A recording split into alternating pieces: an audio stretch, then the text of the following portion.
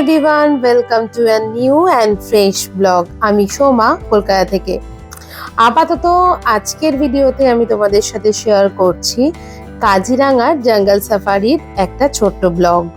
না এত ছোট ব্লগ না। আগের ভিডিওতে তোমাদের সাথে শেয়ার করেছিলাম আমরা বমডিলা থেকে কাজিরাঙা এসেছিলাম, একটা রোড ট্রিপের ভিডিও তোমাদের সাথে শেয়ার করেছিলাম। তো এটা হচ্ছে নেক্সট ডে এর ভিডিও আমাদের, যে দিনটা আমরা সকাল সকালই বেরিয়ে পড়েছিলাম কাজিরাঙা ন্যাশনাল পার্কে সাফারি করার জন্য। তো আজকের ভিডিওতে আমি তোমাদের সাথে শেয়ার করব আমার সেকেন্ড টাইম কোনো জঙ্গল সাফারির এক্সপিরিয়েন্স। ফার্স্ট জঙ্গল সাফারি করেছিলাম ডুয়ার্সের গরুমারা অভয়ারণ্যতে, আর সেকেন্ড টাইম এসছি কাজিরাঙাতে। আসামের কাজিরাঙা ফরেস্ট খুবই বিখ্যাত, তোমরা সবাই জানো, আর বিশেষ করে রাইনোর জন্য এই ফরেস্টটা কিন্তু খুবই বিখ্যাত। লাস্ট ব্লগ ভিডিওতে তোমাদের সাথে আমি দেখিয়েছিলাম আমরা যখন কাজিরাঙা ঢুকছিলাম তখনই কিন্তু আমরা রাস্তাতেই রাইনো দেখতে পেয়েছিলাম, ডিয়ার দেখতে পেয়েছিলাম। তো আজকে স্পেশালি যাচ্ছি কাজিরাঙা ফরেস্ট ভিজিট করতে। নিয়েছি আমরা জিপে আমাদের সাথে রয়েছে তিতাসরা, তবে পুকু আমাদের সাথে নেই আজকে। পুকু রয়েছে মন্দিরাদের জিপে।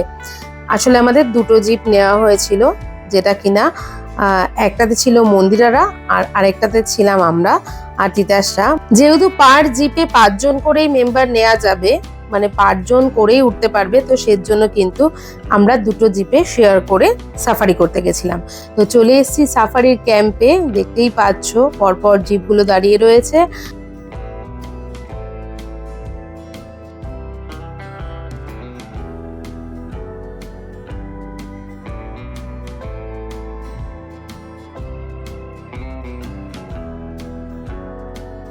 আমরা যেদিনকে আসামের কাজিরাঙা ফরেস্ট ভিজিট করতে গেছিলাম সেই দিনটা ছিল 2 মে 2023।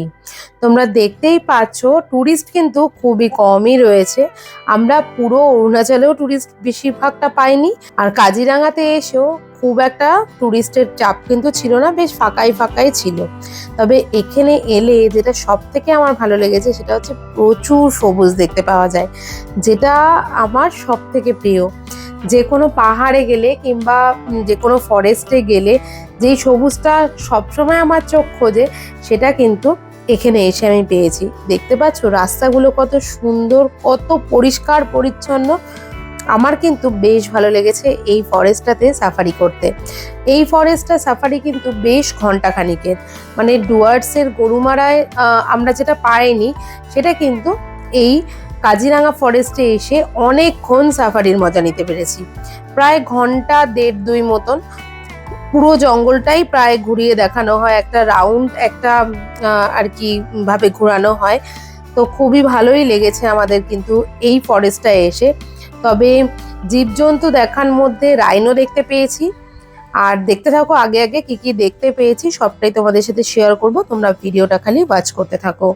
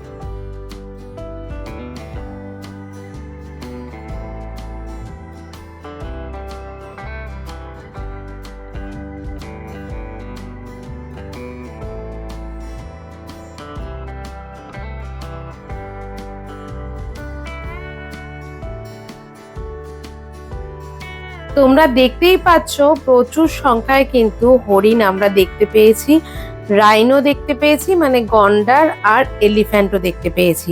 তাছাড়া সেরকম ভাবে আমাদের চোখে এখনো কিছু পড়েনি, তবে শুনছি আশেপাশে নাকি বাঘও দেখা গেছে।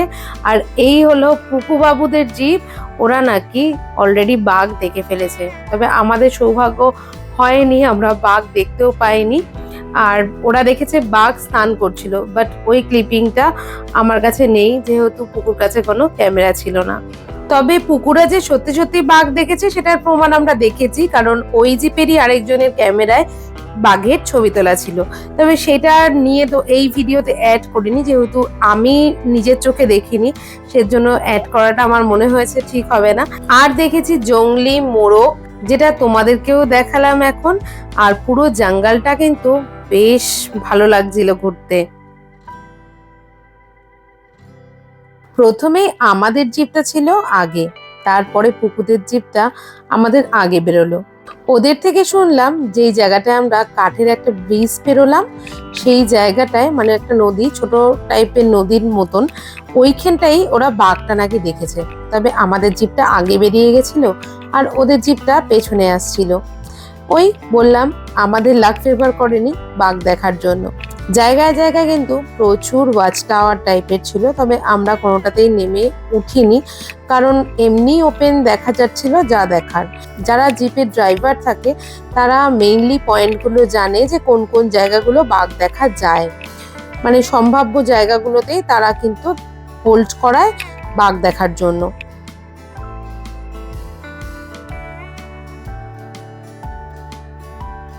তবে দেখেছি প্রচুর এলিফ্যান্ট, যেটা দেখে মোটামুটি মন ভরে গেছে। হরিণও দেখেছি আর রাইনোও দেখেছি, তাছাড়া সেরকম কিছুই চোখে পড়েনি। তার মাঝেই চোখে পড়েছিল এই গৌসাপের। তো এটা তো দেখেইছি, এর আগেও বিভিন্ন গ্রামে গেলেই গৌসাপ দেখতে পাওয়া যায়।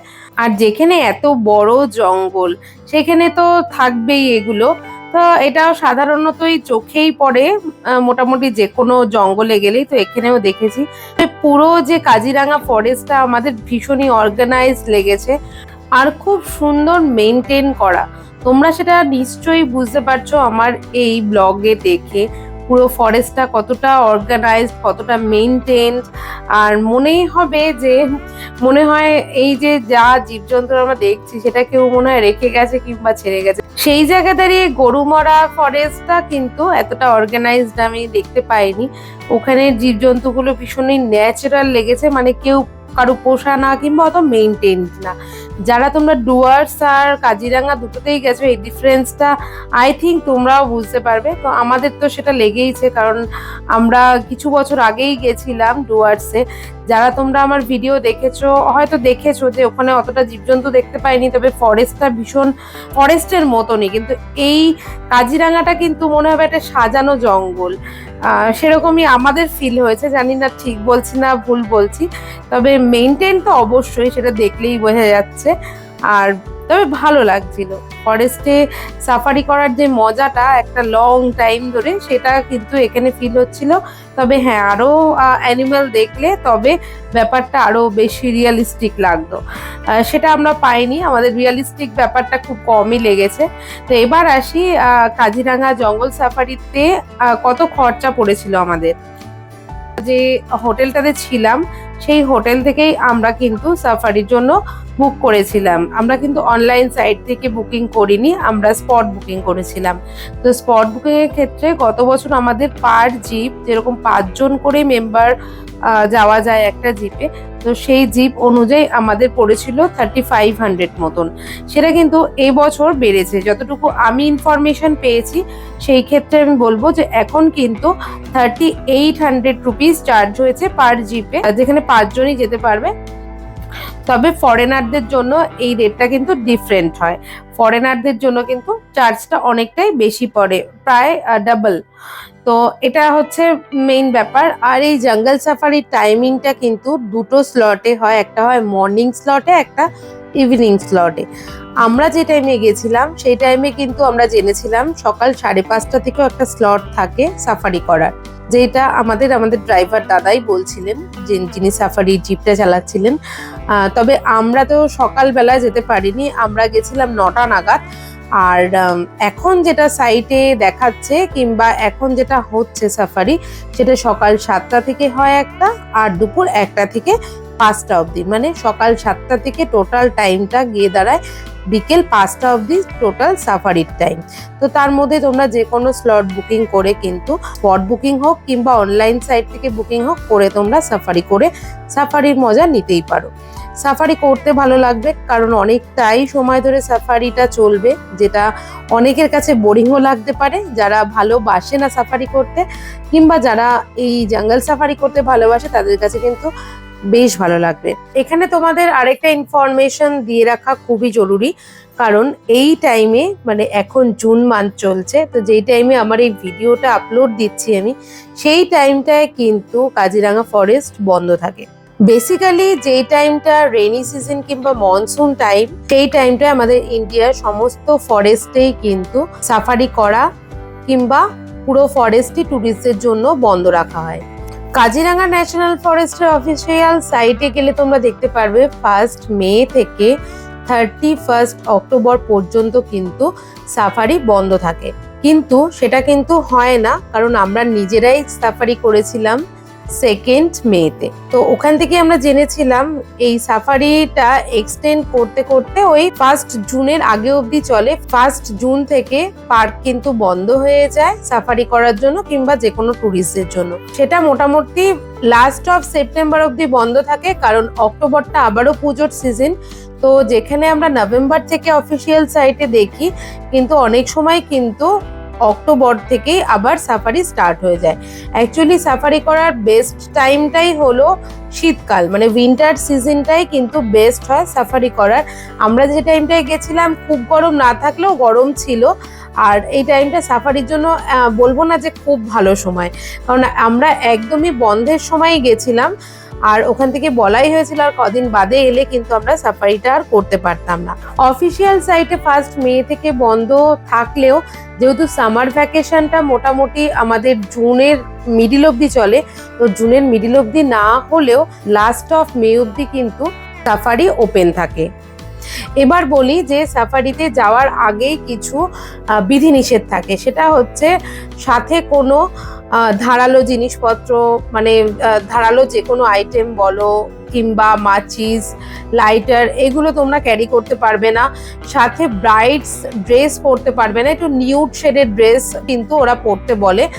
সেটার অ্যাকচুয়ালি কারণটা আমরা জানি না ঠিকই, তবে যতটা সম্ভব যে ব্রাইট কালার্সে কিন্তু যারা অ্যানিমেল আছে তাদের ক্ষেত্রে কোনো প্রবলেমের দরুনই হয়তো এই নিয়মটা চালু করা হয়েছে। আরেকটা ব্যাপার হচ্ছে যে আমি এই শ্যুটটা করেছিলাম কিন্তু আমার মোবাইল ক্যামেরা দিয়ে। এখানে মোবাইল অ্যালাউ করা হয়, আর ডিএসএলআর ক্যামেরাও কিন্তু অ্যালাউ করা হয়, কিন্তু গোপ্রো কিংবা যে কোনো অ্যাকশন ক্যামেরা কিংবা অন্য ধরনের অন্য কোনো ক্যামেরা কিন্তু এখানে অ্যালাউ করা হয় না।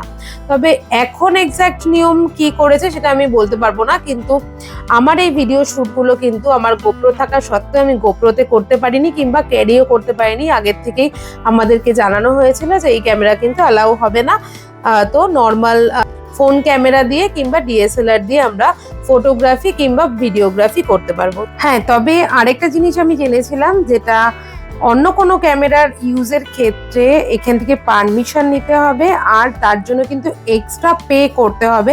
সেটা এক্স্যাক্টলি আমার জানা নেই, যেহেতু আমার ফোন ক্যামেরা আর ডিএসএলআর দিয়ে আমাদের হয়ে গেছিলো, তো সেটা নিয়ে আমরা আর অতটা জানার চেষ্টা করেছিলাম না। তবে তোমাদের ক্ষেত্রে বিফোর সাফারি তোমরা কিন্তু সমস্ত ইনফরমেশন তোমরা যে হোটেল কিংবা গেস্ট হাউসে থাকবে সেখান থেকে কিংবা অনলাইন সাইট থেকেও জেনে নিতে পারো। তো এই ছিল সমস্ত ইনফরমেশন তোমাদের জন্য, যারা তোমরা আগামী দিনে কাজিরাঙা ফরেস্টে সাফারি করতে যাবে তাদের জন্য আই থিঙ্ক আমি কিছু কিছু ইনফরমেশন দিলাম, যাতে তোমাদের অনেকটাই সুবিধে হবে, হেল্প হবে। তো কেমন লাগলো পুরো ভিডিওটা অবশ্যই জানিও, ভালো লাগলেও জানিও, খারাপ লাগলেও জানিও তোমাদের কেমন লাগলো কাজিরাঙা ফরেস্টটাও কিন্তু কমেন্ট করে জানাতে ভুলো না। ভালো লাগলে একটা লাইক করে দিও, আর না ভালো লাগলেও কমেন্ট করে জানিও। যারা ফেসবুক থেকে দেখছো, মানে ফেসবুক পেজ থেকে আমার, অবশ্যই পেজটাকে ফলো করে রাখতে পারো এই টাইপের আরো ভিডিও দেখার জন্য। আর যারা তোমরা ইউটিউব থেকে দেখছো, অনেকেই আমার ভিডিও দেখো বাট সাবস্ক্রাইব করো না, কিন্তু জানি না কেন করো না। আমার যা ভিউয়ার্স তার অধিকাংশই যারা তোমরা সাবস্ক্রাইব করোনি তারাই দেখতে থাকো। আমার ভিডিও যদি তোমাদের কিছুমাত্র কাজে লাগে, তো আমাকেও কিছুটা ইন্সপিরেশন দেওয়ার জন্য তোমরা একটা সাবস্ক্রাইব করে কিন্তু যেতেই পারো। তো পুরো জঙ্গল সাফারিটা আমরা তো বেশ এনজয় করলাম, আমাদের কিন্তু খুবই ভালো লেগেছে। আশা করি তোমরাও যখন কাজিরাঙ্গা ফরেস্টে সাফারি করবে তোমাদেরও ভালো লাগবে, যারা তোমরা জঙ্গল সাফারি ভালোবাসো। আমি বেসিক্যালি গ্রিন লাভার, তো যে কোনো গ্রিন দেখতে আমি ভালোবাসি, সেটা পাহাড়ের হোক কিংবা জঙ্গলের। আমার কাছে গ্রিন দেখাটাই বড় ব্যাপার, যেটা কিন্তু আমি কাজিরাঙ্গা ন্যাশনাল ফরেস্টে গিয়ে প্রচুর সবুজ দেখে আমার চোখ জাস্ট মুগ্ধ। তো আমাদের সাফারি শেষ, ফিরে এসেছি আমরা আমাদের হোটেলে। আর আমরা ছিলাম কাজিরাঙ্গাতে রাইনো হোটেল কিংবা গেস্ট হাউস যাই বলো না কেন, সেখানে হোটেলের ভিডিও আমি তোমাদের সাথে অন্য আরেকটা ব্লগে শেয়ার অবশ্যই করে দেবো। পার্টিকুলার হোটেলের ভিডিও, কাজিরাঙ্গাতে কোথায় ছিলাম, কেমন তার ট্যারিফ, কেমন ছিল রুম টুর, সবটাই। তাহলে দেখা হচ্ছে নেক্সট ব্লগে, আমরা কাজিরাঙ্গা থেকে গুয়াহাটির রোড ট্রিপ ব্লগটাতে। Tour complete. বাঘ দেখতে পাইনি।